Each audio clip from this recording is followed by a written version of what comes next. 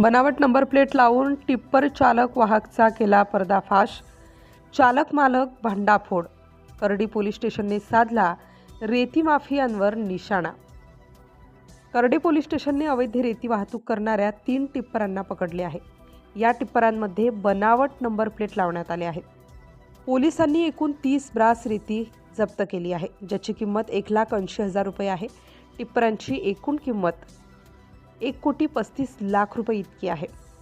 पोलिसांनी आरोपींवर विविध कलमान्वये गुन्हा दाखल केला आहे। पोलीस अधीक्षक भंडारा नुरुल हसन साहेब यांनी भंडारा जिल्ह्यातील अवैध धंद्यांवर निशाणा साधलाय। करडी पोलीस स्टेशनचे API गोरक्षनाथ नागलोत साहेब यांना पोलीस अधीक्षक यांनी आम्ही जसे कारवाई करतोय तसेच तुम्ही आमची कमान सांभाळा। करडी पोलिसांनी सर्वात मोठी कारवाई भंडारा जिल्ह्यात पार पाडली। 1,36,80,000 रुपयांचा मुद्देमाल जप्त करण्यात आलाय। भंडारा जिल्ह्यातील संपूर्ण पोलीस स्टेशन हद्दीतील ही पहिलीच कारवाई नाही तर 60 ते 70 कोटींची कारवाई रुजू झालेल्या दिनांकापासून करण्यात आली आहे।